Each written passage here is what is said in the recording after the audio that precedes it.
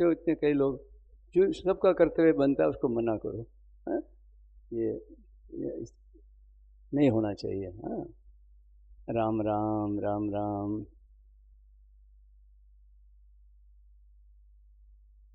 श्रीमन्नारायण नारायण नारायण श्रीमन्नारायण नारायण श्रीमन्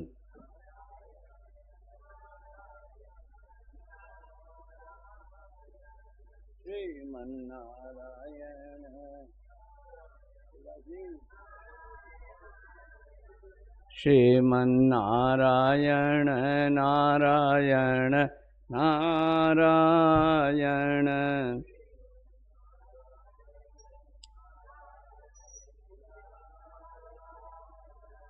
श्रीमन्नारायण नारायण नारायण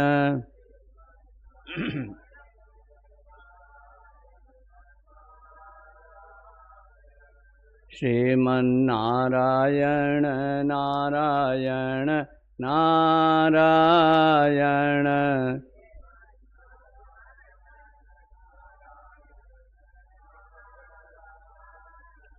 श्रीमन्नारायण नारायण नारायण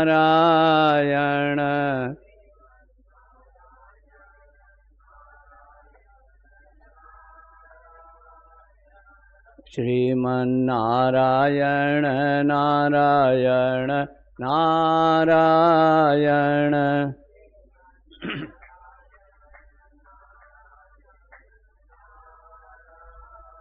नारायण नारायण नारायण। हे नाथ, हे मेरे नाथ, मैं आपको भूलूं नहीं। नमोस्तु परमात्मा गोविंदाय नमो नमः। श्री गुरु चरण नमः। महात्म्यो नमः। सर्वेभ्यो नमो नमः।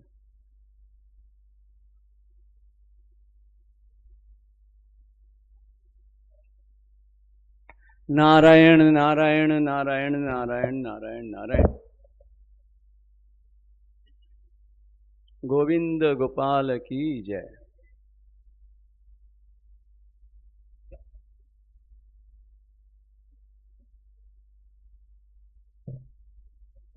श्रीमद् भगवद गीता साधक संजीवनी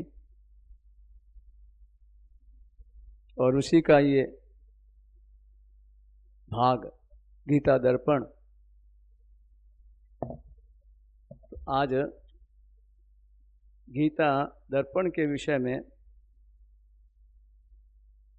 परम श्रद्धेय श्री स्वामी जी महाराज के अपने क्या उद्गार हैं। देखो,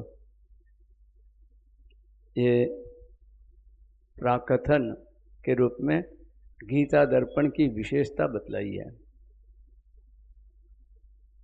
तो नारायण, यह यहाँ मंगलाचरण में 2 श्लोक दिए हैं गीता दर्पण के परिचय के विषय में और भगवान की वंदना। तो पहले वंदना की है। भगवान श्री कृष्ण के लिए नमस्कार है, जिन्होंने अपने प्रिय भक्त अर्जुन के कल्याण के लिए अत्यंत गोपनीय ये अपना गीता नामक हृदय प्रकट किया है। गीता में हृदयम पार्थ, तथा जिन्होंने ये मनुष्य, जिन्होंने ये नई कला बताई है। क्या कला? कि मनुष्य जिस किसी परिस्थिति में स्थित रहता हुआ ही अपना कल्याण कर सकता है, और परिस्थिति बदलना हाथ में भी नहीं है और जरूरत भी नहीं है। तो ये नई कला गीता की यही विशेषता है। तो ऐसे भगवान श्री कृष्ण, उनके लिए नमस्कार है, अर्थात उनको हम नमस्कार करते हैं। स्वात्मीय प्रिय भक्त पार्थ गतये गुह्यम हि गुह्यात् परम येन स्वं प्रकटीकृतं च हृदयं गीताभिधेयात्मकम् यस्यां प्राप्तपरिस्थितौ तु मनुजः प्राप्नोति मुक्तिं स्थितः एषा येन कला नवा निगदिता कृष्णाय तस्मै नमः। कृष्णाय तस्मै कृष्णाय नमः, उन कृष्ण को नमः, हमारा नमः।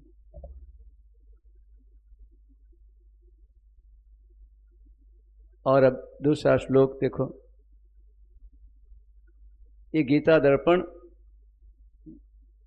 के रचयिता क्या कह रहे हैं, मैंने यह अद्भुत गीता दर्पण लिखा है। किन के लिए? जो लोग अपने सिद्धांत को गीता में घटाना चाहते हैं, जो लोग अपने सिद्धांत को गीता में घटाना चाहते हैं, वे इस गीता को देखते हैं तो उन्हें अपना पक्ष रूप मुख दिखाने के लिए ये स्वयं गीता स्वयं दर्पण है। गीता जो मूल गीता है वो स्वयं दर्पण है। किन के लिए? जो अपना सिद्धांत घटाते हैं, घटाना चाहते हैं, उनको उसमें अपना सिद्धांत की पुष्टि दिखती है। इसीलिए तो इतनी टीकाएं हुई है। प्राय सब आचार्य हमारे भारत के लिए विश्व मान्य क्यों आई? बस ये दर्पण गीता, मूल गीता।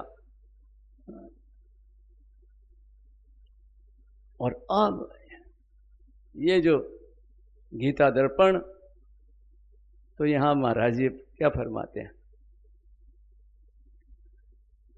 परंतु देखो जो जो अपने अपने सिद्धांत पहले ऑलरेडी लेके बैठे हैं, पढ़ के ग्रंथ उपनिषद और अपने अपने मजहब में और में परंपरा से जो जो चला रहा है, और बस गीता को बाद में देखते हैं अंत में।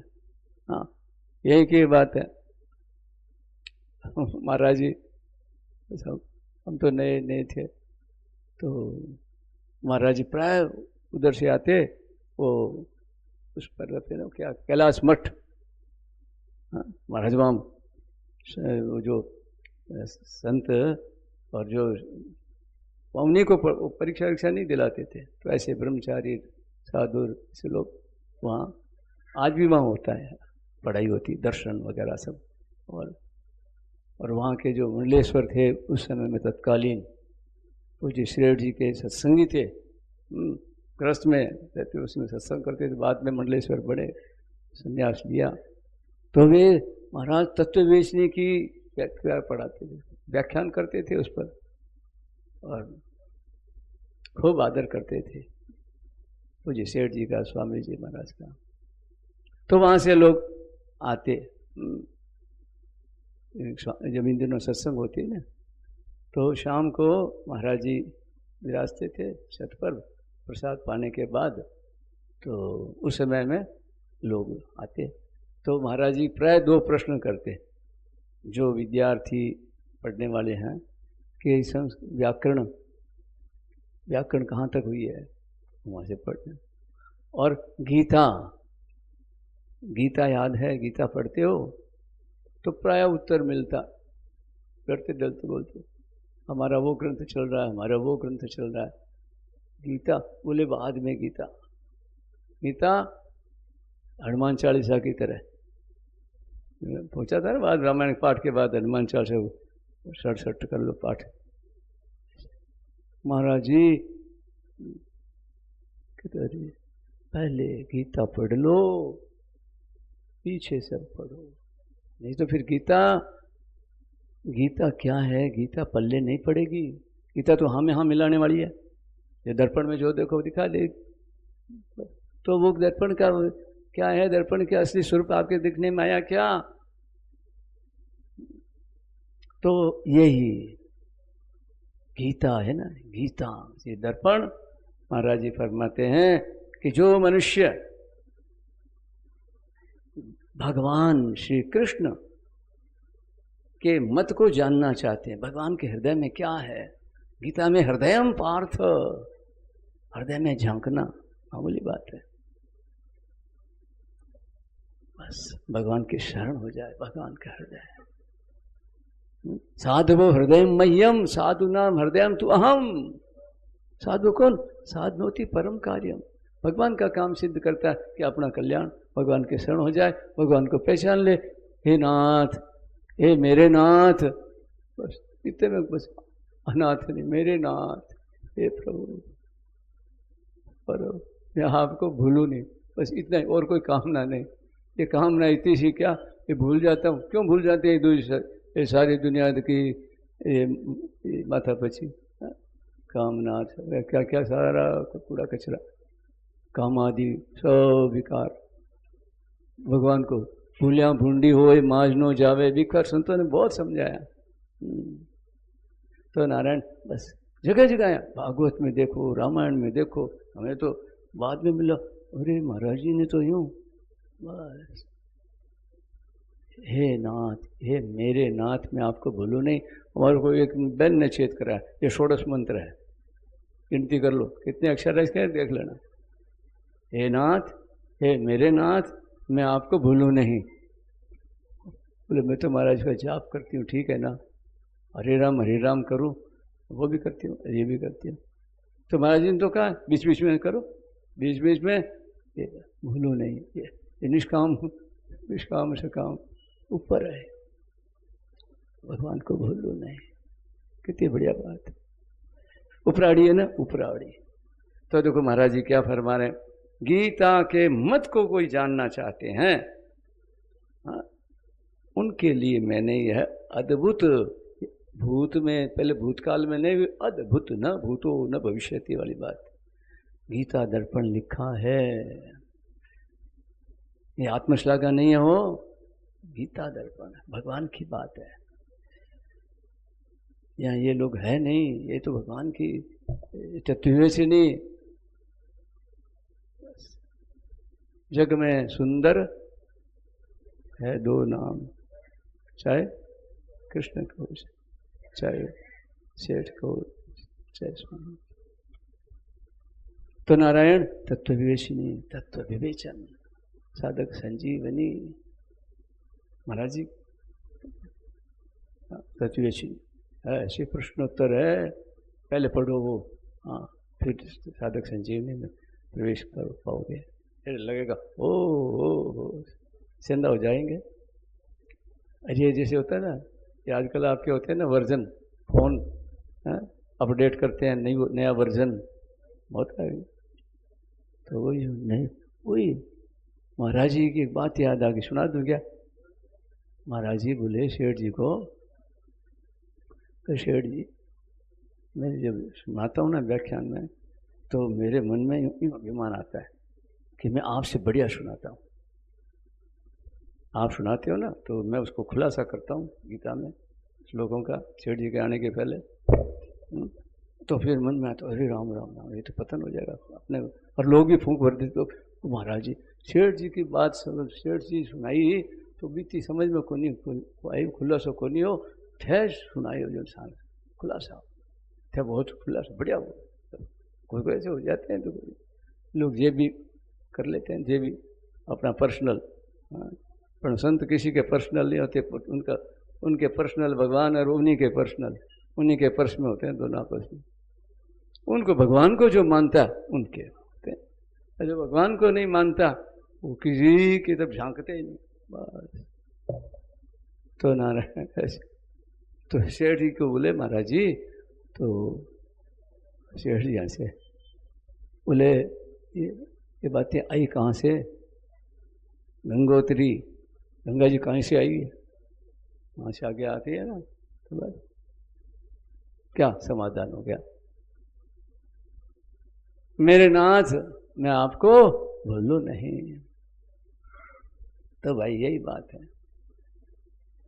तो यहाँ कहते हैं तो गीता के मत को कौन जानना चाहते हैं, कौन अधिकारी है जानने के, उनकी पहचान बताई। जो एक तो पक्षपात, अपने अपने बात का, अपने मत का पक्षपात रहित होता है, और एक आग्रह से रहित, वो ही गीता के मत को जान सकता है। पहले से अपना पक्ष, पहले से अपना ही आग्रह वो नहीं समझ कर। देखो व्यवहार में भी अस्तु। तो ये श्लोक देखो, दूसरा श्लोक, ये वांछन्ति निजं मतं तु घटितुं पश्यन्ति गीतामिमां तेषां दर्शयितुं स्वपक्षवदनं गीता स्वयं दर्पणः। ये निष्पक्ष निराग्रहास्तु मनुजा इच्छन्ति गीतामतं गीता दर्पण एष वेत्तुमथ मे तेभ्यः कृतो वाद्भुतः। गीता दर्पण उन्हीं के लिए दिखा गया। तो नारायण ये तो हुए मंगलाचरण और प्राकथन।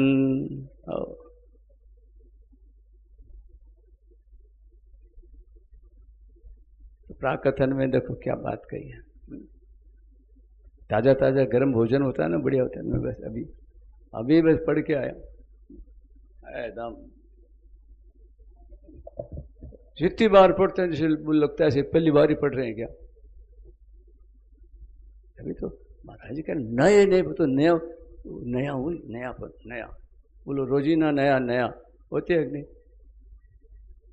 बस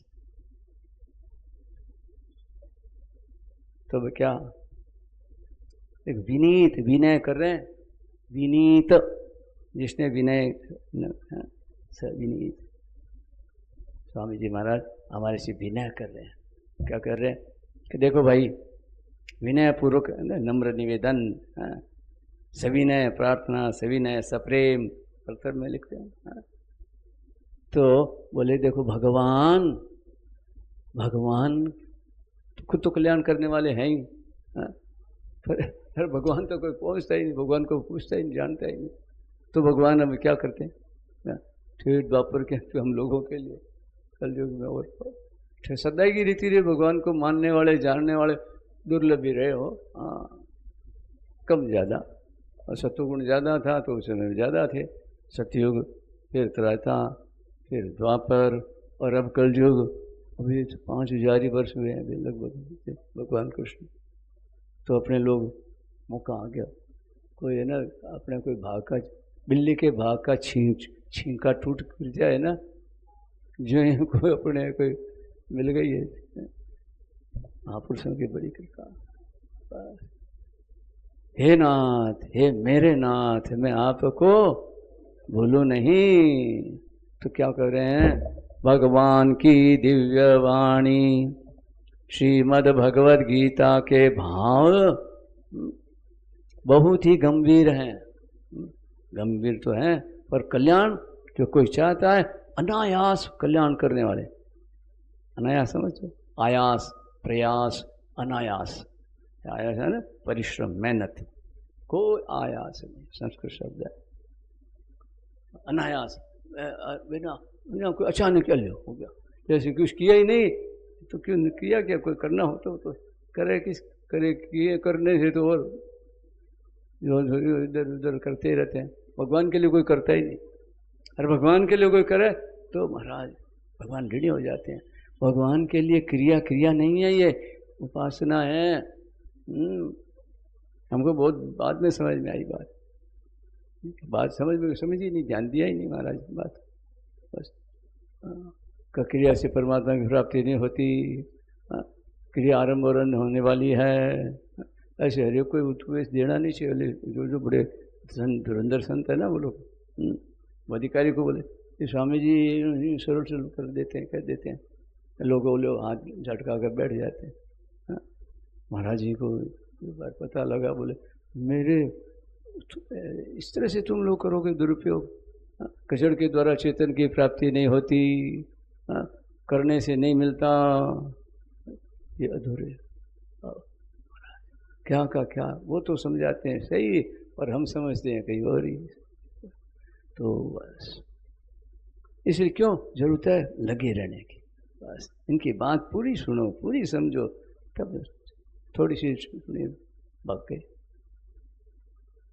तो नारायण यहाँ कहते हैं कि कोई आयास नहीं। गीता, गीता में यही तो बात है, भगवान की दिव्य वाणी श्रीमद् भगवत गीता के भाव बहुत ही गंभीर हैं और अनायास कल्याण करने वाले हैं। अच्छा, गीता का मनन करने से साधक के हृदय में नए नए विलक्षण भाव प्रकट होते हैं। एक एक शब्द कीमती है, वो यूँ नहीं दिया।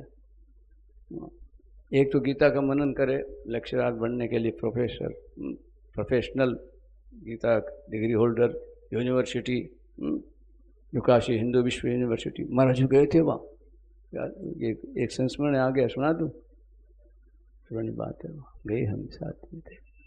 तो महाराज जी ने वहाँ कहा गीता के बारे में, बड़े बड़े विद्वान लोग बैठे, तो वहाँ महाराज जी बोले गीता में भगवान ने जो वर्णन किया ना आरंभ में, श्री गणेश दूसरे अध्याय के 11 से लेकर 30 तक सांख्य योग का वर्णन किया। तो उसमें सांख्य दर्शन है, ये सांख्य वेदांत सांख्य, तो वहाँ तो जो शब्दावली है वो एक ही शब्द इसमें नहीं है। आत्मा, अनात्मार, ब्रह्मर, जीवर, मायार, क्या क्या हम तो बहुत तो चौंक गए वो लोग। और फिर देखो भगवान ने केवल सबके अनुभव के पर आधारित सबका जो बस ऐसे ढंग से बताया, जीर्ण वासांसी जीर्णानि, पुराने कपड़े पहनते हैं, नए कपड़े पहनते हैं। हाँ, तो तुम हम पहले नहीं थे सो बात नहीं है, आगे नहीं रहेंगे सो बात नहीं है। सीधी सीधी अपनी समझ में आवे जैसी बात, कैसे शरीर में बचपना, जवानी, बुढ़ापा बदलता है, तो ऐसे ही शरीर बदल जाता है, इसमें क्या धीर पुरुष मोहित नहीं होते। तो बस ऐसे ऐसे एकदम 20 श्लोकों में तो सब लोग महाराज नतमस्तक हो गए। तो नारायण देखो आगे, अब देखो कल हम लोगों ने गीता ज्ञान प्रवेशिका का जो नम्र निवेदन आपस में इसकी चर्चा की, तो भाई जी का देखो कैसा उद्गार था। भाई जी की है पुस्तक एक गीता चिंतन, मतलब अलग अलग लेख है उनके भी एक, और बहुत सुंदर है। तो अभी ये ना सब अलग अलग काम संभाल लेते हैं, है ना, तो बस अलग सब सारे, बाकी अंदर से सब पूरे घर का एकदम, कोई किसी को कम नहीं समझना। तो नारायण, समुद्र में मिलने वाले रत्न, तो समुद्र में रत्नाम, ये समुद्र का रत्नाकर, रत्न का आकर घर, तो उस घर में तो कहन तो थोड़ी होता है। कहते हैं कि चलो मान लो कि समुद्र में मिलने वाले रत्नों का तो अंत आ सकता है, पर हमारी इस गीता में मिलने वाले ये कौन कैसे भाव हैं, मन को मुग्ध करने वाले, ऐसे ठीक थोड़ा सा करे और होते हैं यूँ, गीता यूँ मुग्ध होती है उसके ऊपर, और वो मुग्ध होती है तो उसको देख करके वो मुग्ध हो जाता है, कैसे ही गंभीर हो और कैसा ही हो, गीता का प्रभाव है। तो नारायण ऐसी ये भाव मन को मुग्ध करने वाले भाव रूपी रत्न है, एक दो नहीं, रत्नों का कभी अंत नहीं आता, भंडार। अब यही नहीं है, ये कलम चला दिए प्रशंसा में, अर्थवाद नहीं है हो, हाँ जितना लिखा उतना तो थोड़ा संक्षेप में दिया, कि ज़्यादा विस्तार नहीं करे, और तो खजाना। आगे कहते हैं गीता, अब ध्यान देना, देखो आज मेरे को 4 बात है इसमें, एक वाक्य पढ़ रहा हूँ। गीता गीता के भावों को भली भांति समझने से क्या होता है, चार का ठीक ठीक बोध हो जाता है। बस इधर लगा दे, अध्ययन कर, अपने अपने जितनी है उतनी, वो का जितनी है बस उतनी, और तो क्या, बच्चा जितनी बुद्धि होती है लगा हुआ बस अपना करता है। एक दिन वो क्या से हो जाता है, छोटा सा नन्ना मुन्ना। तो ऐसे गीता के भावों को बस भली भांति जब ये कर मन लगा दे, पूर्व मनोयोग पूर्व पड़े और एकदम, तो क्या होता है, एक समय ऐसा आता है कि उसको ठीक ठीक बोध हो जाता है। ये ज्ञान होना और है, बोध, प्रकाश। किन किन? चार। एक तो गीता के वक्ता भगवान श्री कृष्ण गोविंद, उसका बोध हो जाता है कि ये कौन है। और दूसरा श्रोता अर्जुन, अर्जुन क्या है, अर्जुन का बोध।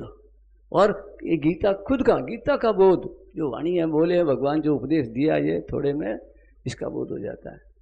और अरे ये तो होता है अपने स्वरूप का भी, और कैसा, अधूरा नहीं, ठीक ठीक कंप्लीट, कोई कमी नहीं रहती।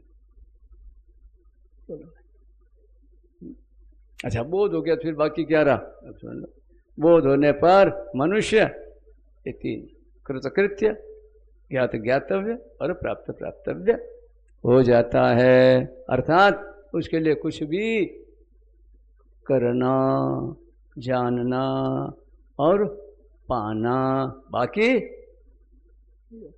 कोई हिसाब करता आप करते हैं ना, जोड़ बाकी होते बाकी कुछ नहीं, बैलेंस, ट्रायल बैलेंस एकदम। ये तो मामला, यहाँ तो नो प्रॉफिट नो लॉस, क्या क्या होता है हम ज़्यादा जानते नहीं। तो यहाँ तो महाराज बाकी नहीं रहता है, और उभरता है और ठेठ पहुँच जाता, प्रति क्षण क्या वर्धमान, वो प्रतिक्षण वर्धमान प्रेम लबालब महाराज। अच्छा, और बस यही तो है मनुष्य जन्म की सफलता। बोले बस उसका मनुष्य जन्म सर्वथा सफल हो जाता है। जन्म लेना, भगवान कहते हैं मैंने तेरे को जन्म दिया, मैं भी सफल हो गया, और तूने लिया, तुम भी सफल हो गया, दोनों ही सफल हो जाते हैं। और पीछे महात्मा ये लोग यही काम करते हैं, दोनों को सफल करते हैं। अल्लाह मेरे नाथ, मैं आपको, जो सफल हुआ वही तो सफल करता है। तो जो संसार में लगे वो सफल है, और उनके साथ हम लगेंगे तो वो उनकी जैसी सफलता हमको भी वही, वैसे हम भी उसमें सफल हो जाएंगे। तो नारायण आओ देखो आगे, जैसे तो देखो जन्म की सफलता बता दी और पहले भाव रत्न बता दिया। अब देखो आगे, ये गीता का भाव है ना, और गीता का सिद्धांत देखो। जैसे भक्त जिस भाव से भगवान का भजन करता है, भगवान भी उसी भाव से उसका भजन करते हैं। ये यथा मां प्रपद्यन्ते तान् तथैव भजाम्यहम् मम वर्त्मानुवर्तन्ते मनुष्यः पार्थ सर्वशः। जो मेरे जिस भाव से शरण होता है, तांस तथे, मैं उसका वैसे ही भजाम्यहम्, उसका भजन करता हूँ। आश्रय देते हैं भगवान, आश्रय। प्रपद मेरा आश्रय लेता है, प्रपत्ति का अर्थ होता है शरण। तो भगवान क्या चरणों में जाके भगवान के आश्रय, तो भगवान क्या करते हैं, उसका भजन करते हैं। भगवान का आश्रय ले लिया, भगवान से वही, ये तो वही जाने जिसके हुआ है, वही बात खरी है, बिल्कुल महाराज जी कह रहे हैं, अपने मान लो। और वो साधक संजीव ने इस श्लोक की व्याख्या पढ़ो, देखो ऐसा होते हुए भी भगवान में नहीं लगते। अगले श्लोक में कांक्षन्तः कर्मणाम सिद्धिम यजन्ते ये देवता क्षिप्रम ही मानुषे लोके सिद्धिर्भवति। उनको कौन सी सिद्धि चाहिए, वो सिद्धि भगवान बड़ी सिद्धि चाहिए नहीं, भगवान चाहिए नहीं, भगवान महाराज तो इंतजार करते हैं भगवान कब कोई दिन आएगा। हा? और नारायण कहते हैं कि देखो जैसे ये भक्त और भगवान की बात बताई ना, ऐसे गीता और मनुष्य, अब यहाँ ऐसे ही मनुष्य जिस मान्यता को लेकर गीता को देखता है, देखना ये ऊपर नीचे, इसको पढ़ता है समझता है, इसके साथ अपना मान्यता गीता के बारे में जैसी मान्यता, उसके अंदर मान्यता वो गीता तो ही दिखा देती। हाँ तो गीता भी उसकी मान्यता के अनुसार उसको दिखने लग जाती है। हाँ विचित्र बात। अच्छा तो ये तो हो गई बात गीता जी की, मनुष्य की। और अब देखो उदाहरण और दे रहे हैं। जैसे मनुष्य दर्पण के सामने जैसा मुख बनाकर देखता है, वह मुख कैसे ही होता है ना, पागल हो जाते हैं। एकांत हो, कोई नहीं हो और दर्पण सामने हो तो क्या होता है, आप लोग हम लोगों का अनुभव है कि नहीं? अगर कोई उसमें कोई शीशी वीडियो कुछ बन जाए मुश्किल हो जाती।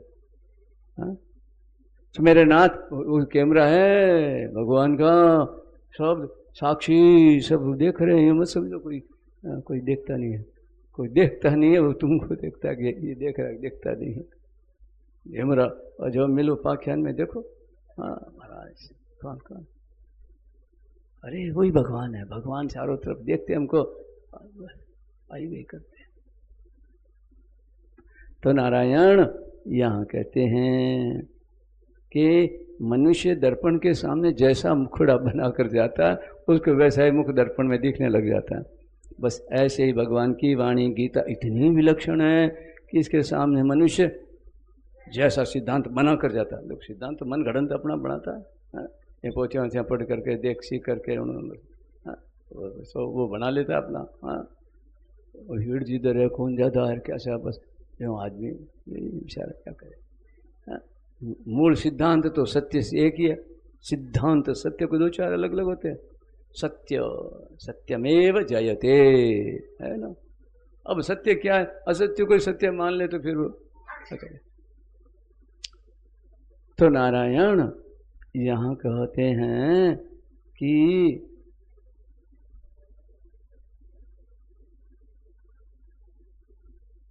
भगवान की वाणी गीता इतनी विलक्षण है कि इसके सामने मनुष्य जैसा सिद्धांत बनाकर जाता है उसको वैसा ही सिद्धांत गीता में दिखने लग जाता है। अपने भगवान 7वें अध्याय में बोले वासुदेव सर्वम का ना, वो महात्मा दुर्लभ ऐसी ईश्वरी बात, भगवान ही है, भगवान है, ऐसे ज्ञानवान है, ऐसी बढ़िया बात कही 19वें में। पर देखा ना झांका ना सबकी तरफ, क्या लोग किधर जा रहे हैं, कामना से अपरिचित वाले अन्य देवताओं की उपासना करते हैं। भगवान कहते हैं मैं उनकी जो श्रद्धा उनमें अचल कर देता। तो वही बात, वो जैसे ही देखता उसको वही पुष्ट कर देते। हाँ भाई तो नारायण बड़ी, इसीलिए तो हम भटक रहे हैं। तो नारायण यहाँ भगवान कहते हैं कि गीता दिखने लग जाती है। ये कोई होते हैं ऐसे धरती पर, कभी कभी ऐसा संयोग बनता है मौका, बस बजरंगी भजन गाते हैं। हाँ अवसर मत चूको मत चूको, और पाओ प्रेम प्रभु को, अवसर मत चूको मत चूको। मुख को लाग्यो। तो नारायण अब भगवान महाराज जी क्या फरमा रहे हैं, तो गीता के भाव की तो ये बात बता दी। अब सिद्धांत देखो, गीता रूप दर्पण में ना, ये दर्पण में कर्म योगियों को क्या दिखता है भाई, बिल्कुल कर्म शास्त्र है, कर्म रस, कर्म के अलावा कुछ नहीं, विवेचन कर्म ही, और तो ये गौण है बस। मुख्य कर्म शास्त्र है गीता, और ज्ञानियों को ज्ञान शास्त्र दिखता है। और भक्ति योगियों को गीता भक्ति शास्त्र दिखता है। तो इसीलिए तो फिर आपस में मतांतर रहते हैं। हाँ, वे तो आपस में इतना नहीं करते, पीछे अनुयायी लोग महाराज कहाँ के कहाँ ले जाते हैं, उनमें तो फिर भी समाधान आगे चलकर वो भगवान कर देते हैं उनको। और तो उनकी पहले वाली लिखी हुई बातें पहले वाले तक हम लोगों तो लोगों पर वो रहती है, वो आगे जब वो लिखने में आई नहीं तो वो तो हो गया। क्या पहुँचे एक मत अण पहुँचे मत, और संतदास घड़ी अरट की ढोरे। इसलिए जब पूर्णता होने पर ही ये लिखना और ये बोलना चाहिए। हाँ, संतों ने कहा है उपदेश मत दो, चौथे पद चीने बिना मत करो कोई ये उपदेश चर्चा ही मत करो लोगों। हाँ, बैठ कर व्यायाम कर लेते हैं लोग, वो तो व्यायाम करते करते खुद ही व्यायाम खुद ही व्यायाम क्या कर ले, वो हो गया। मैं तो कभी तो मेरे को इतने लोग मान रहे हैं, देखो चुक रहे हैं, महाराज महाराज महाराज, बड़ा अंधेरा है। इसलिए ये जो है ना, ये बड़ा काम बड़ा चढ़ा है ये। जीव सोरो तो है पर પછી જીવ દોરો બી હોય। જીવ તો સોરો હોય ને ઊંધે રસ્તે ઉતોય फिर पाछो उल्टे हुए पॉइजन भी जाती है। भगवान से प्रार्थना, हे नाथ प्रभु बचाओ बचाओ। हे ओ नहीं इतना सब बहुत, हे नाथ मैं आपको, ये सब आ गया, इस पेट में सब आ गया। हे प्रभु, हे मेरे नाथ, हे गोविंद। अब मैं क्या करूं, अब तो भी जो करना पूछो, व्यवस्था नहीं बना। मेरे पास तो यही है जैसा है। गोविंद गोविंद, नारायण नारायण नारायण नारायण नारायण नारायण नारायण नारायण। तो प्रभु क्या देखो आगे बात आ गई ना कि ये सबको अपने अपने ढंग से दिखता है, अपने को भी यही सीखना चाहिए। बस शेठ जी की बात याद आ गई। शेठ जी को किसी ने कहा, शेठ जी आप कौन हो, आप कौन हो, अपना परिचय बताओ आपको। हाँ, तो बोले मेरे को जो मन है मेरे लिए मैं वही हूँ, मैं तो हूँ तो मैं यही हूँ सामान्य, मैं आप तो भगवान हो। हाँ, ऐसे ऐसे कुछ मैं पूरा थोड़ा आगे पीछे देखो हो जाती है। और तो मेरे प्रमाण तो बैठे हैं तो कैसे राम जी, और कुछ लिखा हुआ कुछ है, कुडूंगर जी ने भी लिखा है, वाणी है ही प्रमाण, तो संकेत समझ लेना। तो पूछा तो बोले कि मैंने माना मेरे लिए वही हूँ। तो आपको अगर कोई भगवान माने तो बोले भगवान माने तो उसके लिए हूँ बिल्कुल। तो फिर बोले सब चौंके, हाँ आप भगवान हो, आपको कोई भगवान मान ले तो आप भगवान हो। तो स्वामी जी महाराज पास में बैठे थे। तो महाराज जी को बोले, स्वामी जी कहीं बोल कह सको के, कहीं कह सको भगवान तो भाई भगवान तो भगवान ही है, आप भगवान का ठीक हो गया। तो फिर आगे सेठ जी ने क्या समाधान किया वो सुनो। भगवान मान सके ही नहीं, भगवान मान ले, भगवान मानते हुए शक्ल ऐसी रहे, फिर भगवान मानने के बाद फिर भगवान हो जाता है। कौन? फिर अद्वैत। जब तू था तब मैं नहीं, जब मैं तब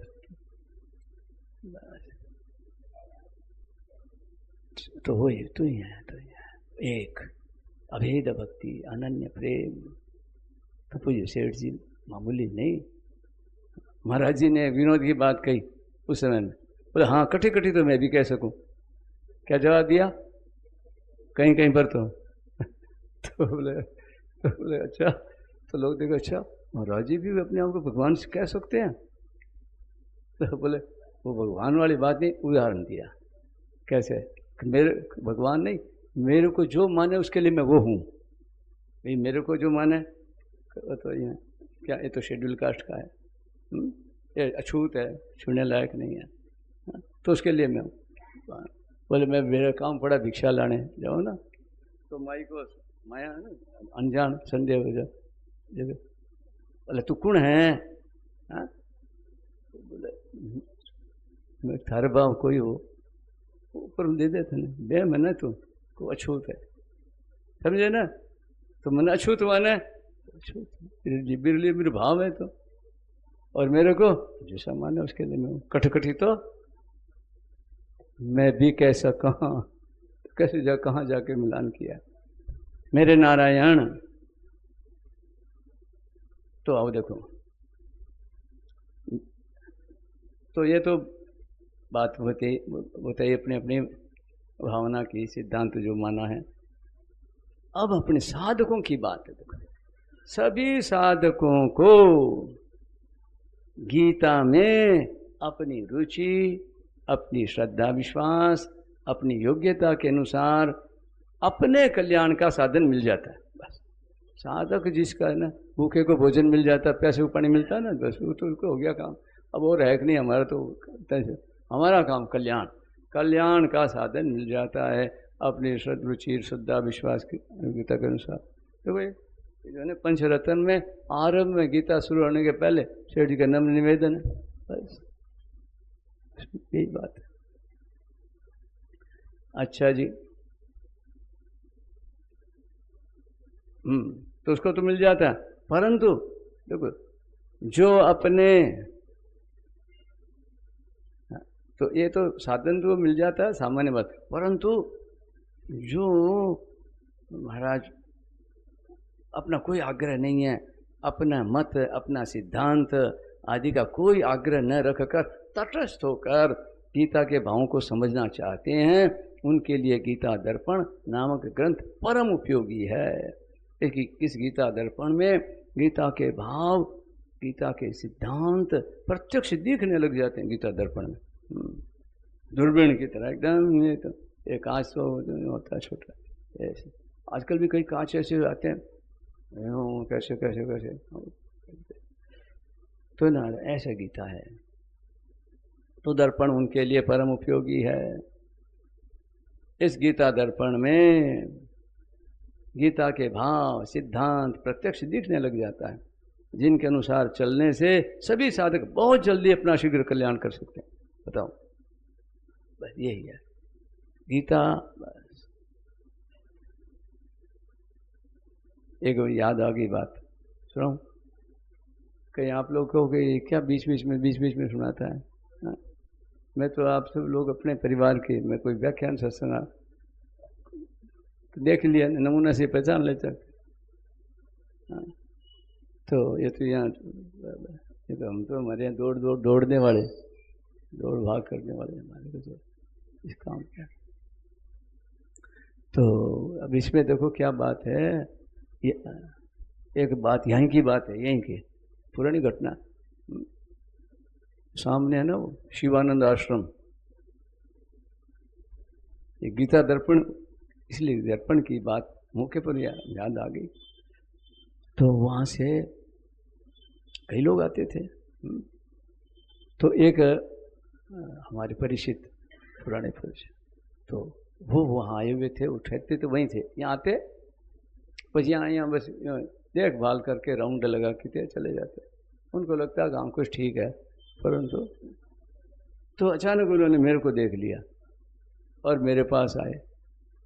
तो मेरे को बोले, अरे तू बैठ क्या करे, अरे बैठ चल बैठ, चल हमारे साथ वहाँ। ऐसे ऐसे तो बड़ी महिमा करी, ठाकुर जी कोई कृपा ही हुई बाबा की, टाबर ने तो कोई उठा ले जाओ बोले, बोला बड़ा संत है ना, बिना डोर की रिमोट कंट्रोल हाथ में एकदम। तो बस वो तो चले गए, फिर आएगा ये तो बात, फिर वर्षों बाद मिले गीता दर्पण, साधक संजीवनी निकल गई, गीता दर्पण निकल गई, एक जगह मिले। मेरे मन में आया, मैं कि देखो ये है ना, ये महाराज जी को कुछ कुछ बोल गए। वो बोले ये तो गाँव वाला के बीच में ये तो कानिया किसा कहे लुगाया, ये क्या जनता पार्टी पैसेंजर जनता हाँ, ऐसे साधारण लोगों के बीच में बोलने वाला, देख तो वहाँ अपने चलो बताएं तेरे को, तो कोई भगवान की कृपा ही वही बचा लिया। तो पर मेरे उनके प्रति मन में है ना यूँ, मैं ज़्यादा क्या वो छोड़ दिया। अब वो वर्षों बाद मिले, और मिले क्या, एक जगह मैं खड़ा था कोई एक जगह, और वहाँ मेरे को देखते, अरे अरे अरे भाई तुम हमारे गुरु जन थे, प्रणाम किया। बोले अरे थारे अपने स्वामी जी कोई पुस्तक निकली है कि? चला, अरे गीता दर्पण गजब है। क्या बोले? गीता दर्पण। अरे भाई मैं ऊपर से नीचे देखता रहा, मैं कहा ये वही मुझे याद आए दिन में कर वहाँ मिले थे, आज मिले, तो क्या चमत्कार है, चमत्कार। तो भाई ऐसे नहीं, बहुत है। अब देखो आगे, इसकी रचना क्यों हुई है? महाराज जी क्यों रचना, क्यों? महाराज जी तो बिल्कुल ही नहीं चाहते थे, बोले बहुत आगे बहुत है, आगे बहुत है। ये सेठ जी वैसे ही ना ना ना ना करते करते ये तत्ववेशी आई, महाराज जी के भी ना ना करते करते आई, तो की तो आडे हाथे ही पड़े है ना वो भाई। तो गीता की रचना क्यों हुई है? गीता को पढ़ने पढ़ाने से जो बातें लक्ष्य में नहीं आती, स्पष्ट समझ में नहीं आती, उन्हीं बातों को यदि विशेष रूप से बताया जाए तो वे सुगमता पूर्वक स्पष्ट समझ में आ जाती हैं। अपने आप पढ़ते हैं पढ़ाते हैं तो ध्यान नहीं जाता, पढ़ जाते हैं, तो वही बस नहीं, ध्यान में नहीं जाए तो वो समझ में, हम देखते हैं हाँ आ गई समझ में। तो उन्हीं बातों को जब कोई विशेष रूप से बताया जाए, हाईलाइट करे एकदम एक बारीकी से खोल कर, तो फिर वो सुगमता पूर्वक स्पष्ट समझ में आ जाती है। यही काम है इनका। महाराज इसी से तो खींच कर आए सेठ जी के पास।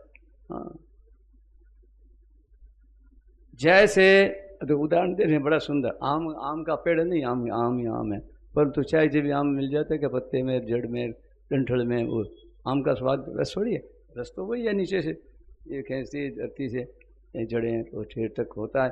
तो यहाँ बोलते हैं कि आम के पेड़ में जड़ से लेकर टहनी, पत्ते और फूलों तक वही रस व्याप्त रहता है जो रस आम के फल में रहता है, परंतु उनसे उस रस की वैसी अनुभूति नहीं होती जैसी अनुभूति आम के फल से होती है। अनुभूति आम के फल से होती है। इसी प्रकार गीता के श्लोकों में, चरणों में और पदों में ऐसे ऐसे परिपूर्ण भाव, इन भावों का वैसा बोध नहीं होता जैसा बोध गीता की बातों को विशेष रूप से बताने पर होता है। महाराज ने उम्र भर से यही काम किया, गीता वाले स्वामी जी, गीता। तो गीता की बातों को विशेष रूप से बताने के लिए ही इस गीता दर्पण ग्रंथ की रचना हुई है।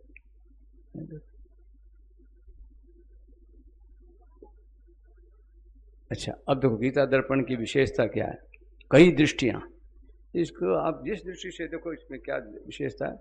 उस पहली बात क्या होनी चाहिए, open mind, blank, wash out, एकदम खाली खाली दिमाग। महाराज कई बार कहते हैं हर एक को ना सुनना नहीं आता, और जिसमें कोई वक्ता होगा ना अपनी बातें भरी हुई को छोड़ करके नहीं सुन सकता, तो बस वो कहीं सम्मेलन और में कहीं इकट्ठे हो जाते हैं, वो तो अपना देखता है मुझे क्या क्या सुनाना है, कैसे सुनाना है, अपना मतलब से काम है, क्या कह रहे हैं, कौन क्या है, कोई बिरला होता है।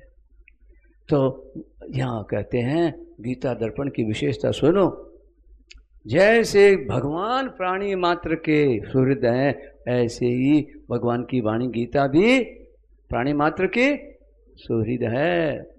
अच्छा, ये पूजा पाठ करते हैं ना, तो एक सर्वतोभद्र होता है, सर्वतो, उसके ऊपर कलश स्थापन करते हैं, पूजन करते हैं। तो गीता सर्वतोभद्र है, सब प्रकार से भद्र, यानी बिल्कुल पूरा मंगल कल्याण भद्रम भद्रम भद्र है, ऐसी गीता है। अच्छा, जैसे अब देखो भगवान नाम की तुलना देखो, जैसे भगवान नाम को किसी भी रीति से लिया जाए क्या करता है बोलो, वह कल्याण ही करता है। अपने हम लोगों के लिए कोई नई बात नहीं है, है कि? अच्छा, तो जैसे भगवान नाम कल्याण ही करता है, ऐसे गीता का मनन विचार भी किसी भी दृष्टि से किया जाए वह कल्याण ही करती है। भगवान नाम करता है और गीता दो ही है, नाम और गीता।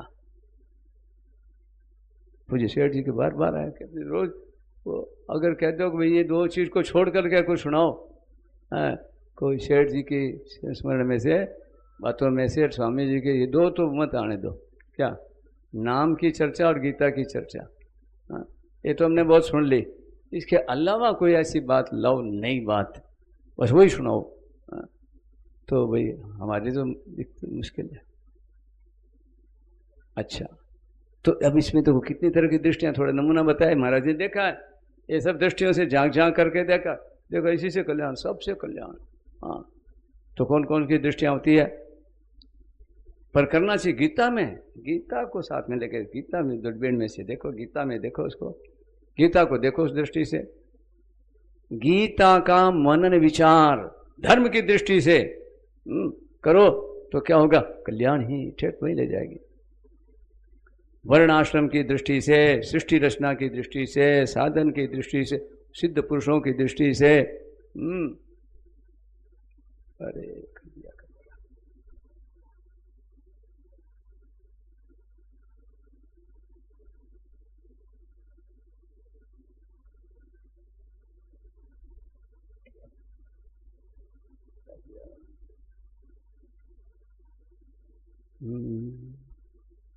अरे भाई बीच में कोई फोन आ गया इसमें, हाँ आ रही है, नारायण नारायण नारायण नारायण। तो भगवान ये कल्याणी करती है, इसलिए इस गीता दर्पण में गीता को कई दृष्टियों से देखा गया है और उस पर विचार भी किया गया है। और अब गीता के अध्ययन का परिणाम क्या होता है, कोई गीता का अध्ययन करता है उसका परिणाम बताते हैं। इस गीता दर्पण के माध्यम से गीता का अध्ययन करने पर, बस इसको माध्यम रखो, गीता दर्पण के माध्यम से गीता का अध्ययन करने पर साधक को गीता का मनन करने की और गीता को समझने की एक नई दिशा मिलेगी, नई विधियां मिलेगी, जिससे साधक स्वयं भी गीता पर स्वतंत्र रूप से विचार कर सकेगा और नए नए विलक्षण भाव प्राप्त कर सकेगा। किसी दूसरे की जरूरत नहीं, सहायक की, किसी का भी कोई हमको पढ़ावे सिखावे किसी को। अच्छा जी,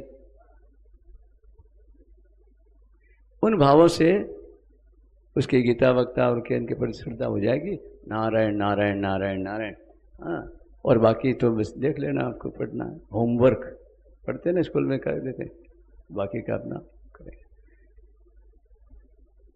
श्रीमन्नारायण नारायण नारायण श्रीमन् नारायण नारायण